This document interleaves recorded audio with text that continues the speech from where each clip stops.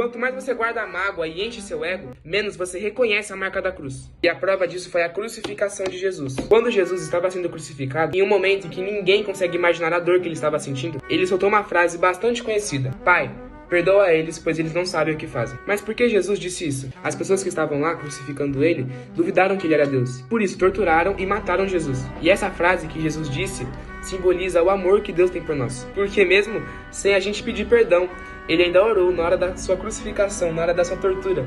E orou para Deus, falando para Deus perdoar a gente, porque a gente não sabia o que estávamos fazendo. E mais, ele pagou pelo preço dos nossos pecados. Isso é perdão. E perdoar nada mais é do que você liberar uma pessoa da dívida que ela tem com você. É você lembrar dessa pessoa e não sentir raiva ou não sentir angústia de algo que ela fez com você no passado. E mesmo que fizesse sentido você sentir isso pela pessoa. Agora uma pergunta: alguém que já te fez mal alguma vez, ou que você sentiu raiva dela por algo que ela cometeu com você. Exato, essa pessoa que você pensou aí, ela fez algo contra você que foi pior do que crucificar um Deus?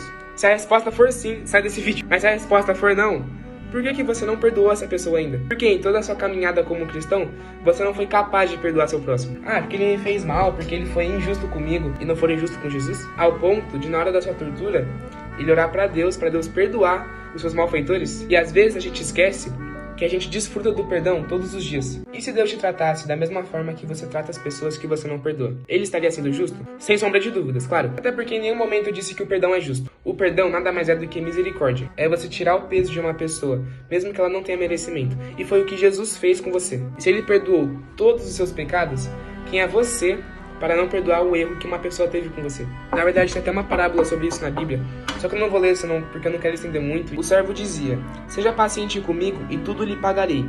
E o senhor daquele servo teve compaixão dele, perdoou-lhe a dívida e o deixou ir embora. Entretanto, saindo aquele servo, encontrou com um dos seus conservos que lhe estava devendo 1 denário. Agarrou e começou a sufocá-lo, esbravejando: paga-me o que deves. Então seu conservo, caindo-lhe aos pés, lhe suplicava: seja paciente comigo e tudo lhe pagarei. Mas ele não queria acordo. Ao contrário, foi e mandou lançar seu conservo devedor na prisão, até que toda a dívida fosse saldada. Então o rei, chamando aquele servo, lhe disse: servo perverso, perdoei-te de toda aquela dívida, atendendo tantas súplicas. Não devias tu, da mesma maneira, compadecer-te do teu conservo, assim como eu me compadeci de ti? Então, quem somos nós para não perdoar a dívida de um próximo, sendo que todas as nossas dívidas, todos os nossos erros, todos os nossos pecados foram perdoados e muito mais, foram pagos. E lembra, tá, que o perdão, ele não é uma sugestão, um conselho, ele é um mandamento. Se não perdoarem uns aos outros, o Pai também não os perdoará. Então é isso, gente. Perdoe, até porque você foi perdoado. Curta e compartilhe esse vídeo se você gostou. E que Deus te abençoe grandemente. Até a próxima.